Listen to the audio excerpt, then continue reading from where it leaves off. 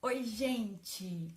Estou aqui mais uma vez nesse canal Passado em Minutos. Antes de falarmos sobre o vídeo de hoje, eu quero pedir que vocês se inscrevam, curtam o vídeo e compartilhem com algum amigo, algum conhecido. Eu dependo de vocês para ajudar a espalhar a história para mais pessoas possíveis.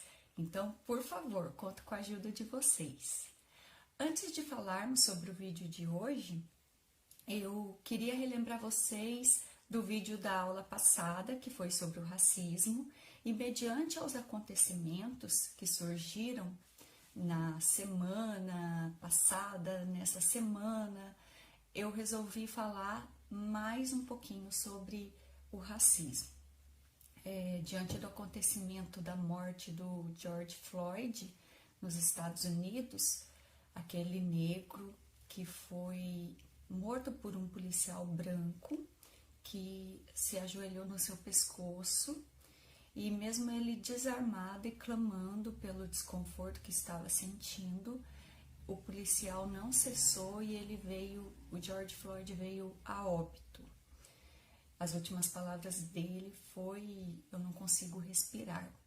Esse acontecimento explodiu uma série de manifestações nos Estados Unidos. Na terça, em Paris, houve manifestações contra o racismo, houve manifestações na internet em favor das vidas negras, que muitas vezes são menosprezadas, né, principalmente por atos policiais e atos do Estado.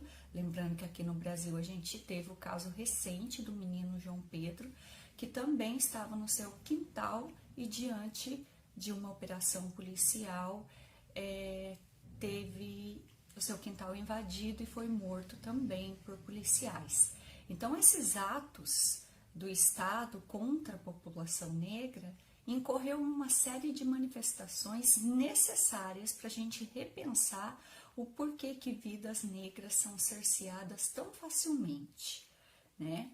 Então, isso é muito importante. Nós vamos falar hoje sobre esse episódio, as manifestações de racismo, um pouquinho do racismo e da história dos afro-americanos nos Estados Unidos e um pouquinho também dessa crise que a gente está vivendo nos dias de hoje. Vem comigo, vamos falar sobre as atualidades. Em primeiro momento, então, eu vou falar um pouco da história do negro nos Estados Unidos. Os Estados Unidos também conta com um marco da escravização, só que lá havia uma divisão territorial da escravização. Os estados do sul eram escravistas e os escravos do norte não. Eu tinha um professor que falava que a escravidão nos Estados Unidos era uma questão de limite territorial. Se o escravo do sul conseguisse ultrapassar a linha das colônias do norte, ele conseguia ser livre. E o mesmo inverso acontecia também.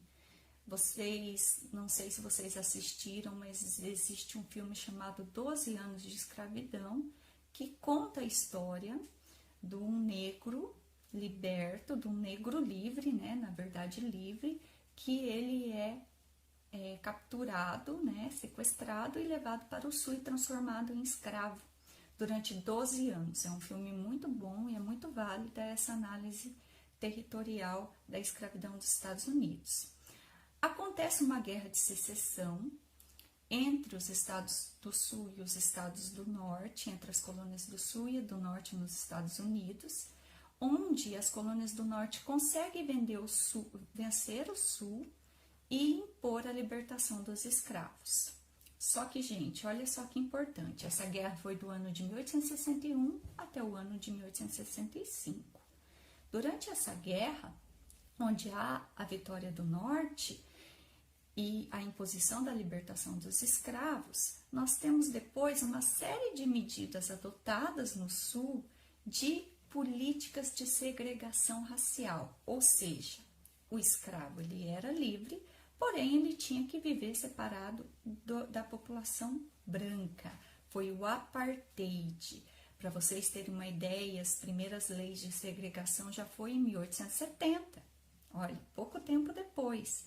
Em 1870 já foi proibido os casamentos interétnicos, e estabelecidos também os lugares das pessoas de cor, como eram chamadas na época, e as pessoas brancas. Também tem vários filmes que mostram essa situação de apartheid social que foi abolida mediante a luta dos negros, através do movimento negro, através das figuras que a gente tem do Martin Luther King, que pregava o método pacífico de luta contra esse apartheid, porém morreu assassinado. Também temos a figura emblemática da Rosa Parks, aquela mulher que sentada no ônibus no lugar da pessoa branca, num ônibus vazio, onde um branco chega e questiona que ela está tomando o seu lugar. E a partir desse ato da Rosa Parks, um monte de manifestações, de movimentos que acabam pondo fim na lei de segregação. Mas olha só, a gente tem que pensar que a lei ela acaba, porém os costumes e tradições culturais muitas vezes ultrapassam a proibição da lei. Então a gente tem que pensar como essa política de apartheid social nos Estados Unidos tem resquícios até hoje, né? Possui os seus desdobramentos até na atualidade. Por isso que nós estamos assistindo a essa série de manifestações através, primeiramente, infelizmente, da morte de George Floyd. Então isso é muito importante, esse histórico é muito importante para a gente entender isso. Somado a esse histórico, agora nós vamos falar das crises que há para a gente entender e juntar tudo no final. A crise no sistema capitalista, que também faz aparecer essas vozes que são marginalizadas. Então, esse histórico estadunidense junto à crise capitalista e à crise de doença, que vai nos permitir entender melhor o que está acontecendo agora nessas manifestações. O sistema capitalista é um sistema econômico que vigora nos países hoje. Ele nasceu lá depois do sistema do feudalismo. Quem estuda dá para dar uma lembradinha, né? E esse sistema ele vigora e tem crises cíclicas. A gente pode pensar na última grande crise desse sistema, que foi em 1929. Em 1929, nós tivemos a Grande Depressão. Foi uma crise iniciada nos Estados Unidos, onde as empresas produziram e não tinham mercado para escoar a sua produção. Em decorrência, nós tivemos a quebra dessas empresas, a quebra das ações nas bolsas de valores, né, a falência dessas empresas, e para a população nós vamos ter o desemprego. Essa crise dos Estados Unidos vai ser sentida na Europa, no Brasil, e nós vamos ter como resposta, em momentos de crise, nós temos que ter muito cuidado, porque infelizmente surgem respostas agressivas, e foi isso que aconteceu. Os governos trataram de tentar proteger seus países, suas economias, e em resposta à crise de 1929, nós temos a ascensão dos governos totalitários e fascistas, infelizmente. Nós vamos ter aqui no Brasil Getúlio Vargas, na Alemanha o Hitler, nós vamos ter também na Itália o Benito Mussolini. E como eu disse para vocês, surgem discursos culpabilizando algumas etnias como responsável da crise. O Hitler na Alemanha vai falar que os judeus são os culpados por essa crise que os alemães estavam sofrendo. E nesse argumento ele vai conseguir adeptos. Então olha para vocês verem o perigo que é alguns discursos de lideranças que culpam, responsabilizam, menosprezam algumas etnias. Isso a gente pensa que não tem repercussão, mas tem. Alguns setores sociais pegam essa explicação simplista e tratam de aplicar para o seu dia a dia, criando um inimigo. é mais fácil culpar um inimigo pela situação de necessidade que eu estou passando. Então, assim, foi a crise de 1929 e a resposta desses governos fascistas que surgiram. Em 2008, há uma nova crise do sistema capitalista.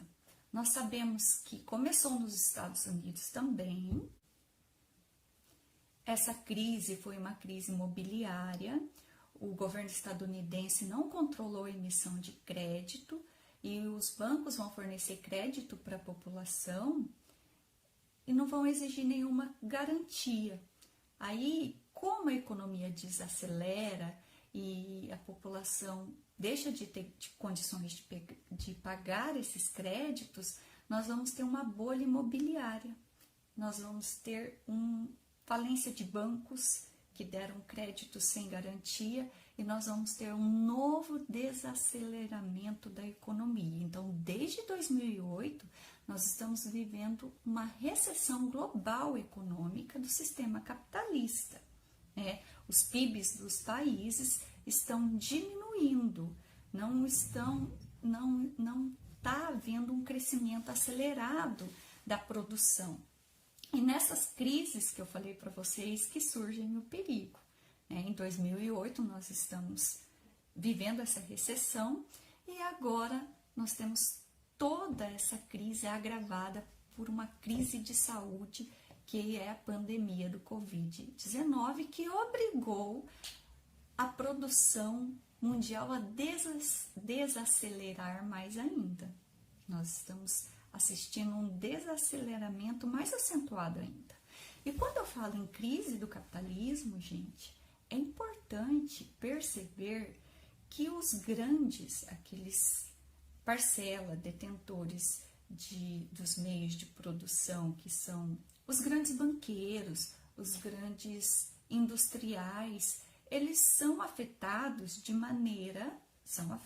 porque o crescimento das empresas e o lucro dos bancos diminui, sim, mas eles não são afetados de maneira tão aguda quanto os setores mais marginalizados. E aqui eu até incluo os pequenos empresários que têm um afetamento, pode causar até sua falência.